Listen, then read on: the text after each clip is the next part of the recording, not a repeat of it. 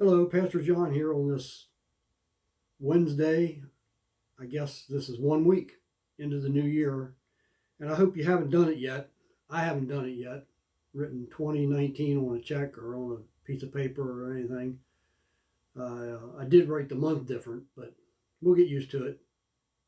About the time we need to get used to another year, probably. I want us to think about our hearts this morning and where our hearts are.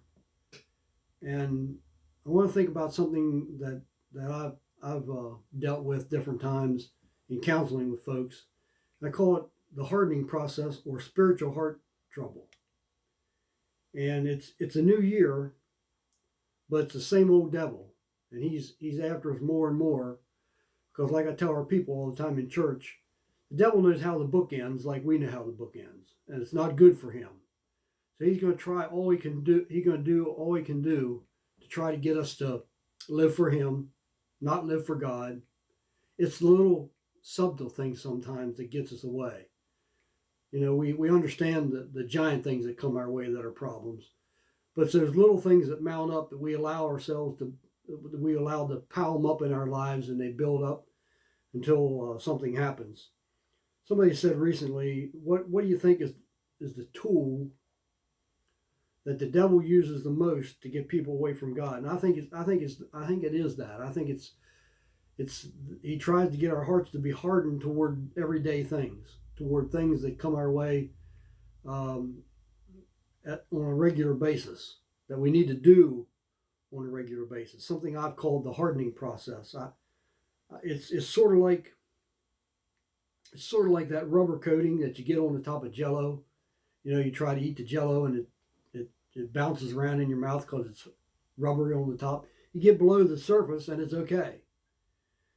And I want to compare that to the hardening process of our hearts. It happens over a period of time. It may be that it starts with not praying as much, skipping every once in a while. It may be that it starts with not reading our Bibles the way we should. It may be that it starts with skipping church for a ball game here or an outing there or doing something else. And before you realize it, you're critical.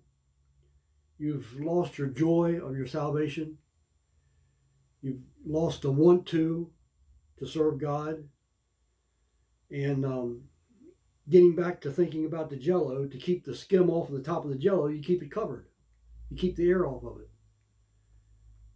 To keep the skim, if you will, the hardening process from happening in our hearts, we get busy serving the Lord.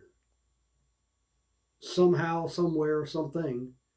Get busy in church. Maybe setting a goal of talking to so many people a week about the Lord. Whatever you do as you go through today and this week and this year, we need to make sure that we guard our hearts. That we guard our hearts. What a statement.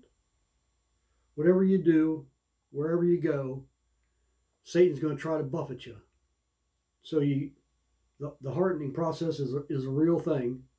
It happens to anyone, but it doesn't have to happen to you. So let's us go today, keep so-called the lid on our lives. Don't allow anything to happen that God wouldn't want to happen. And you make it a great day by making it through the day with God.